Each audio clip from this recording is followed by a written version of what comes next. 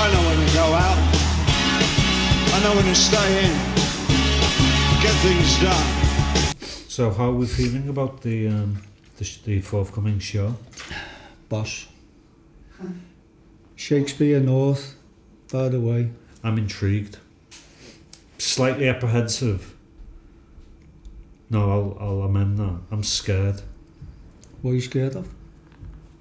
Public exposure. You're wearing clothes, aren't you?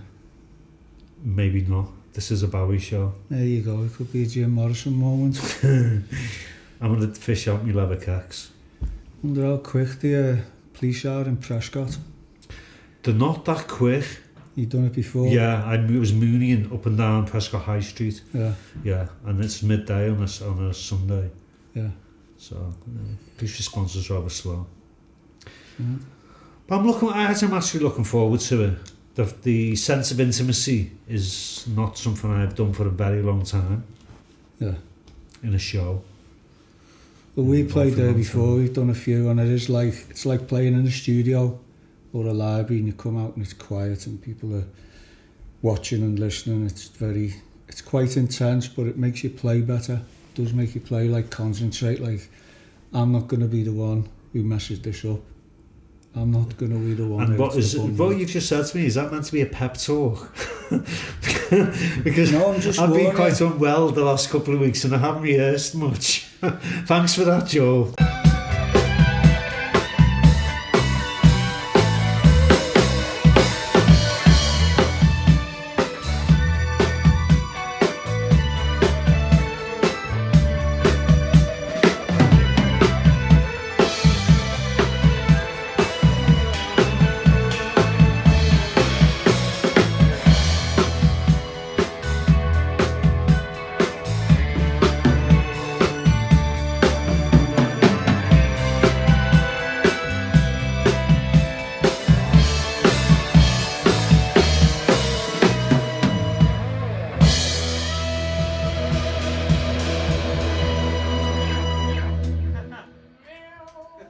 No, I'm just saying it's a different experience. You've done gigs like that before anyway, haven't you? Have you played in the studio? Yeah, oh yeah. And that thing of playing in the studio and it's like, this is the one, the record button's on, that pressure you feel can feed something else. Yeah. Gives you that focus, doesn't it? Yeah. I remember you telling me something about Bowie, you had some parallels with him. What was that? Yeah, I did actually. After he passed in 2016, there were some more intimate and revealing interviews about him. And there was nothing ever dirty, there was no skeletons, I don't mean anything like that. But it was something revealing about his character. And when he was in his mid-20s, he was very into the esoteric, studying various different spiritual traditions, cultures, and so on. And he doubted, he seemed to go through this existential crisis of, should I be pursuing performance? What am I doing? Am I really more a spiritual entity here to experience? You know, that kind of juxtaposition. And he went off up to a Tibetan Buddhist temple in Scotland called Samyi-ling.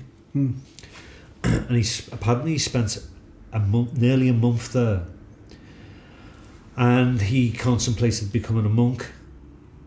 Obviously, he didn't. He came away rejuvenated in some kind of way, creatively or with a more directed focus. And we have Bowie. My parallel was, in my early 20s, before I signed first record deal, I had a big crisis. I'm like, what am I doing? I'm not getting anywhere. I'm working in obscurity. Am I any good? What am I doing? I'd rather be a monk. And I did rather want to be a monk, and I went to the same place. Did you? Yeah. And I wasn't there for a month. I was there for a couple of weeks. And some of the monks who were there when David Bowie was there was certainly there when I was there. So I don't think there was a cross parallel in that respect that they associated me with him or anything like that.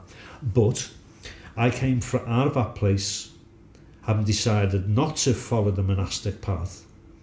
And 3 months later, I signed a 5-album deal with Chrysalis Records. Yeah. Yeah. I reinvented myself when I came out of there. It did something to me, or it allowed me to do something to myself. And I didn't know anything about this parallel with Bowie until 2016. This must have been 1995, 96 when I signed my first record deal. So I didn't know anything about this, although I've always had an affiliation with him and his music, and I've often been told that I sounded a little bit like him.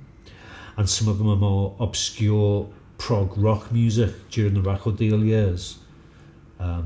Very unsuccessful record deal years, by the way. Was reminiscent of some of the more outlandish Bowie stuff. So I've always had this deep affiliation and a spiritual connection to him creatively. The spiritual connection more so because I found out about that parallel, but because I was infused with a lot of his lyrics and his dabblings in mysticism and the occult throughout his career. So yeah, well, that was quite something. When I first saw you playing in the Lomax in the 90s, and then kind of met you and kind of knew you, your nickname to us was Bowie. Aye. We used to call you Bowie because you looked like him. And it then, was, aye. And us doing the classic double, Bowie was always on the cards to do, and you were the first person I thought, got to ask Paul. That is so beautiful to hear.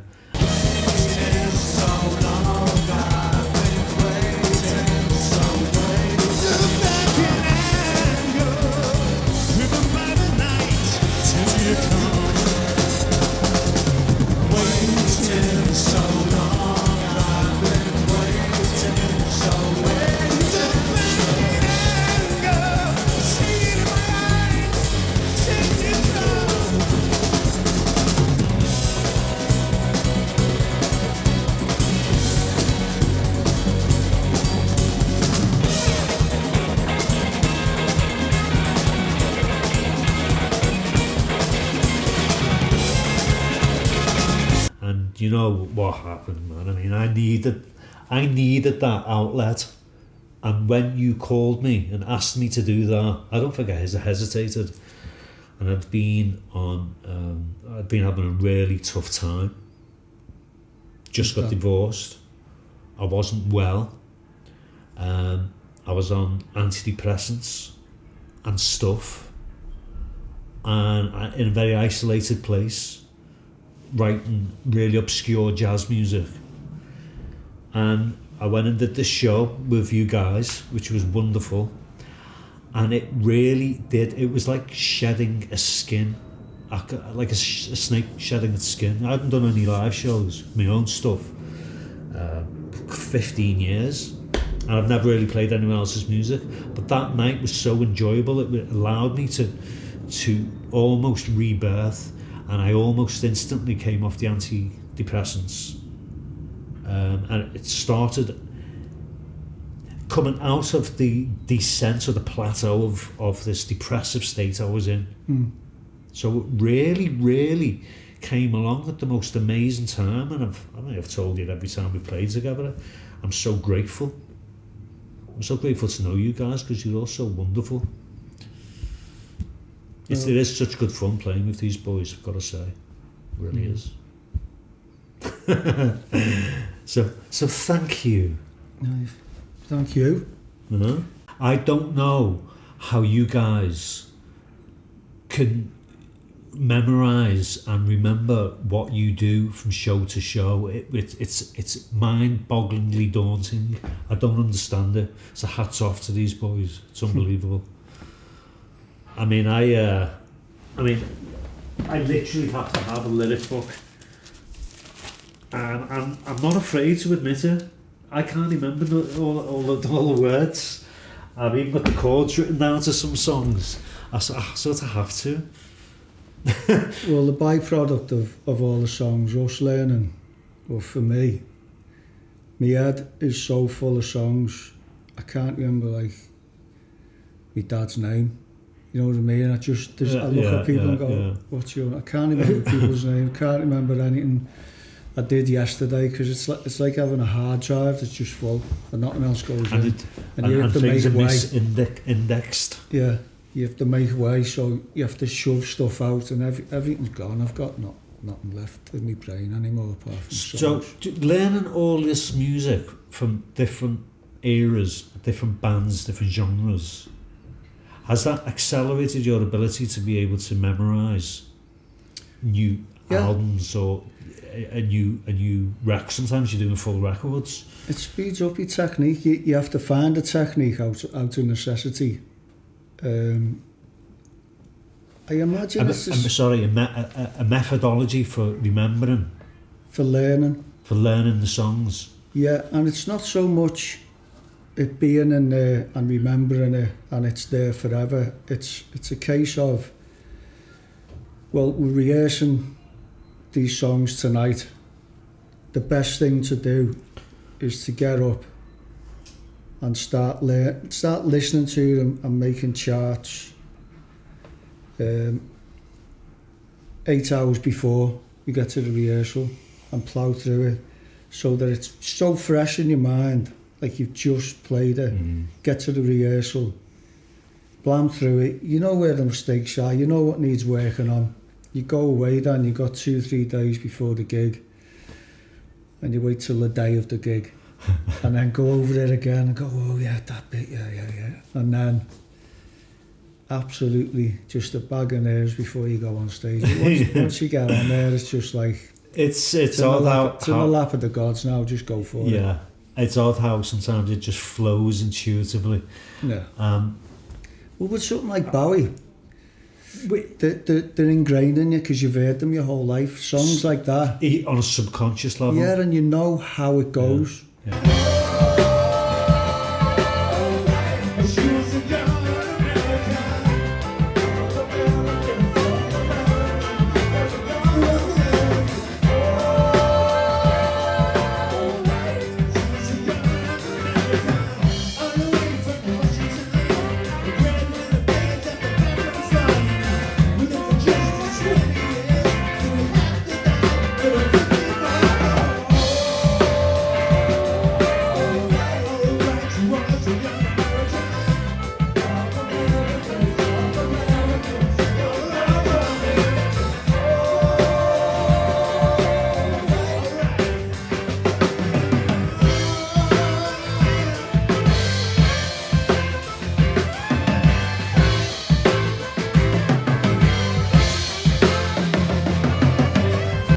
All you need to do is find the first note, and then it's quite intuitive then. Oh, it's that interval there, it's just, and then there's the chorus, there's the verse, oh, it's another chorus, the middle eight, oh, we're out, you know what I mean? And do you have a technique for pulling yourself out of the void?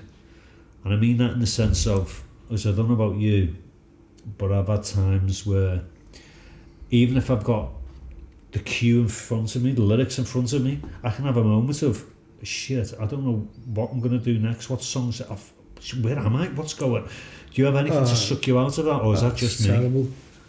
The Kate Bush one, we're about to play Wuthering Heights, Adam was literally counting it in and I just didn't have a clue what I was doing, where does it start, what's it go like, anything. I was looking at it, and the anxiety level was the most anxious I've ever felt. Don't you find it so much surreal? It's like a bad trip. The first note I just went, and it was right. Oh, that's it. And it just came. I couldn't believe it. It was pure luck. Brilliant. And it was horrible though. It was just horrible. But it is scary, isn't it? Because it's like, because you're totally exposed. It's like waking up in a dream, and you're naked in a dream. Not that I've ever had that, but that's the typical kind of embarrassment factor. You're on stage, everyone's stunned there watching you. You forget what you're meant to be doing, and people are paid to see you perform and deliver a pastiche or a parody or an imitation of someone. Well, another. And you start dropping the ball. You know. Well, I feel like I play in a Beatles band that plays the Cavern, and you're looking out, and the audience is literally people from China, Japan, Australia, South America, all over the world who've made this pilgrimage to see a band play their favourite songs in the world, and I'm just like, I forgot to learn this one. I'm just guessing things, and like I feel so embarrassed. I feel so like apologetic. Do you feel like you're letting them you're letting them down? It's the like, holy pilgrimage to Liverpool. Why did I not? Even give them a respect to rehearse. It's just you're terrible. A bad musician. You're a bad musician. But they love it. No. Because the Beatles were terrible as well, weren't they? So, where did you start? When did you start playing? I started playing when I was about 8 or 9. But first of all, I was pretending to play. My dad had an Eco bolt-on neck acoustic, Italian-made acoustic. Great guitar, actually. But I couldn't hardly get my arm over it. And I used to like listening to classical music. And Julian Bream's a classical guitar player.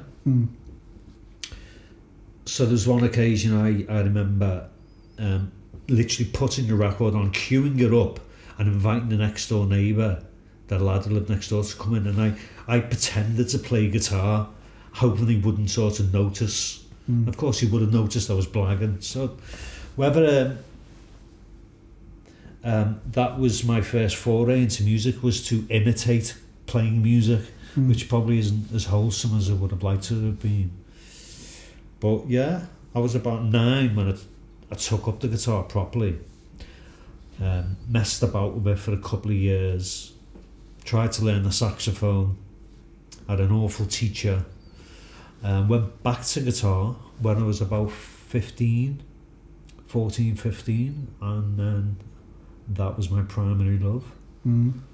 Yeah, worked in obscurity for years, in various pracky rooms and studios in Liverpool, loads of shows, and it wasn't until the age of 26 signed a 5-album deal. It sort of happened. It was a bit magical. Like I told you about the Bowie parallel, that was when I got the first deal. It was after all those years of obscurity, because I'd never had another job. I did nothing except music, so it was skint, you know. It was difficult. We all went through that. So when it actually first happened, it was really something, you know. It was magical. It was amazing. There was a little point in the 90s, wasn't there? There was a few bands in Liverpool. Yeah. Got deals. Yeah. Cecil. Yeah. And I was in a band called Bullet, got a deal with London Records. Bully Rag, yeah. The Cast, obviously, there was Cast. Yeah. There was the Lars, obviously, there was the late 80s to 90s. They paved the way for a lot of new stuff. Pale Fountains and Shaq. Pale Fountains, Shaq, yeah. So much talent. There's bands we're going to forget about now as well. Smaller were fucking brilliant, man. Well, that's where I saw your band. There was a Granada Reports show. I remember that show. There was Diggsy, I forget what song he was doing. Wasted. He was doing Wasted, yeah. I was doing a song called Shirt on Your Back, which was a bit more like it wasn't like a pop song, but it was what the publishers wanted to put out. It was more like it's that obscure avant-garde English pop band. They became the Dukes of the Stratosphere. Oh yeah, XTC. XTC. It was very XTC kind of stuff. Yeah. But I remember that show. It was good. It was the Liverpool versus Manchester bands. That's right, yeah. And I remember Tony Wilson saying the difference between Liverpool bands and Manchester bands is the Liverpool bands look like they're enjoying playing. The Manchester bands look like they have to be there. I didn't know how to take that. Like, I don't know whether it was a good compliment or it was deeply insulting. I don't think it was a compliment. No, I don't think it was a compliment. I remember him saying about Shaq, you know, Forever Changes is a great album, guys, but come on, there's more music. Whoa. Yeah, remember that. He came to see me play at one of my very early shows. He came to see us, yeah. The manager at the time were with him. Obviously wasn't interested in us. But, oh God, blast from the past, that man. And how quick has the last 3 decades gone? 3 decades of playing music. It's more.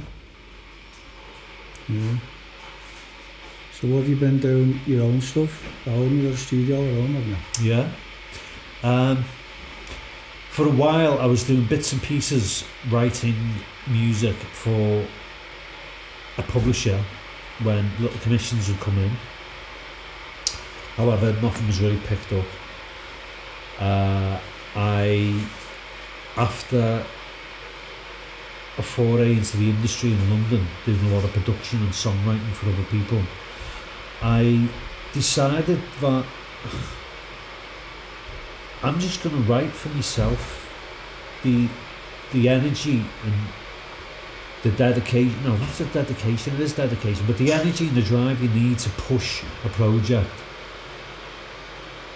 if you're the performer as well, is extraordinary. And I could never do that. And of course I'm getting much older. I'm not going to pretend I'm something I'm not. So the idea of making music, even for any commercial success, I let go of. And at that point I enjoyed doing it even more. Because I didn't have an agenda at all. So I could do anything as creative and as wild as I wanted. And I found it also a very cathartic, healing thing to do. Because at times, and I think, I don't know, you can edit this out if you want, we share something, don't we? We share some health challenges, and God bless music. Thank you for the music and the joy you're giving. Because I think without that creative outlet, I would have lost my mind. Yeah. It's been a great vehicle, a cathartic, healing activity, and a necessity, and it also mirrors. It's like keeping a diary, a sonic diary, as opposed to writing in a journal. You know, you can trace and parallel your life and your songs and your music to these things. Have you found the music to be a comfort? And that sounds a bit cheap, but it is a comfort. But does it help you deal with things? Yeah, it's been everything to me. Listening, learning, playing, the whole thing. To me, I see it as complete symbiosis of life, of how you live your life and how you feel. Well, I think it's there's some conditioning that goes on, I think, if you're a kid, because I grew up with it, because my dad's a musician. And it's just in the family, and it was just around, it was just there, and they listened to music and played it, and it was just, I just found complete solace in it. And if it was feeling down, you listened to it, and it was immediately changed. It's just, we are music because of the frequency of everything. What you're listening to and what's around and what you're taking in can form you and can change you. Look at cymatics, like different frequencies, like the form follows the frequency. Yeah, I'm all over that, And as I've got older, I've just become more and more immersed in it, and at a point you realise, when you're younger, you're playing and you're in bands and it's all fashion and it's all tied into that and it's all surface, and I can play, and you're playing these 3-chord fucking punk songs, and it's and then you start thinking, I know it all, but then at a point you go, something at you and just go, hang on, I have not got a clue about music here. The whole infinite scope. Do you know what? Opens up before you. Yes. You become. Someone gave me a quote years ago: "Delusions of adequacy," and I deluded myself of many levels of musical competency, and which I just was not as good as I thought I was at all. And I remember a number of situations where I went into professional studios when I was much younger, and I realised I sound like there was mistakes. I was having to repeat things. But an interesting thing, so your dad I mean, your Goldbergs are like musical royalty in Liverpool, and like playing with you guys is like an actor plays with Woody Allen. Everyone's got to do a Woody Allen movie, you know, because there's just stature that goes with it. There just is, because there's a gravitas and respect that people have for you guys, and I comes from your dad as well, obviously. Dad, yeah. And I remember being in the original elevator studio at the top of Dale Street, and Gluebound, who were managed by Alan Wills, were upstairs, and each band knew what each band was playing because we'd hear each other throughout the walls. Cecil were downstairs, I was on the middle floor, Gluebound were upstairs. So it was quite an eclectic mix of music. But then I heard this organ going on upstairs, and I'm like, what the fuck's that? And it was some virtuoso organ parts, and I'm like, why don't we sound like, I want us to be more complicated and more sophisticated. And then I found out it was your dad was standing in with Gluebound for just one or two shows. I don't know what it was for, whether you can remember, whether he does. But I didn't meet your dad then. That's when I first became aware of the Goldberg syndrome. And just since then it's just blossomed and grown.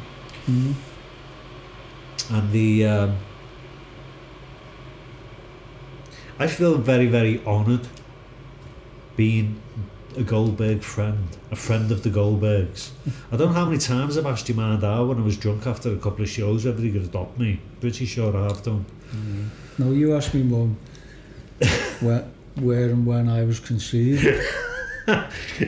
All done in the best possible taste. I've got to say though that Bowie has got such a back catalogue, man. It's difficult to choose the songs because there's songs that you still want to do and there just physically isn't the time. We have been doing that though, haven't we? Yeah, we've stuff in every show, something new. There's something obscure, a few obscure songs off Diamond Dogs. The biggest single off that was Rebel Rebel. That's the one everyone knows. But it's personally my favourite Bowie album. Is it? Yeah, always has been Diamond Dogs. So we're doing, 1984, which is a brilliant funky number, followed by Big Brother, which is very poignant and seminal for where we are in history right now. You got stuff out, you got Stay, Loving the Alien. Great, isn't it? I've got to say though, I've really got to say, the favourite song to sing is Life on Mars. Is it? Yeah. I thought you were going to say Where Are We Now then? Where Are We Now is very emotionally touching, but there's something anthemic. It's almost like a modern English hymn, Life on Mars.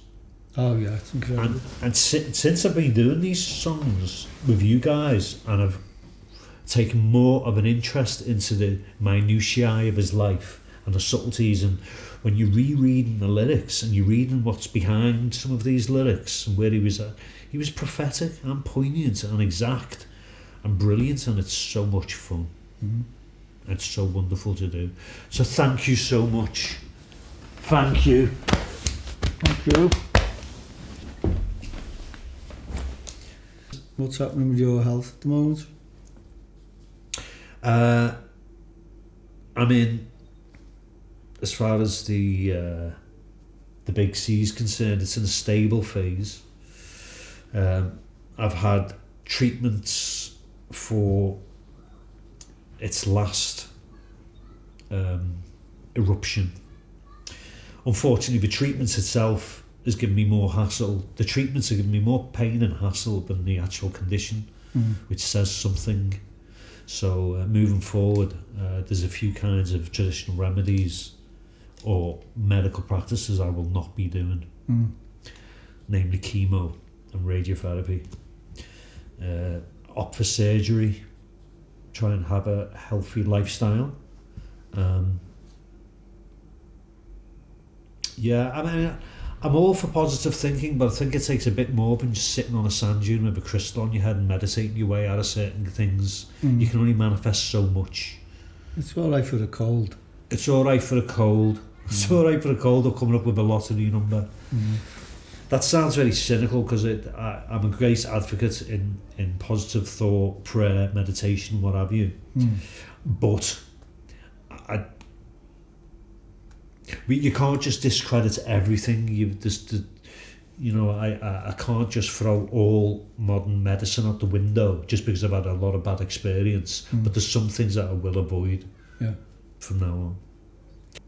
It's like you reach a place of acceptance, and when you give up accepting what can go wrong, you just accept that this is the way it is, and that in itself can give me a sense of not like an apathy or being placid because you know something negative's definitely going to happen, like the giving up kind of thing. It's not that. It's just just relaxed with it. The angst has gone. It's as if the best thing for me was to have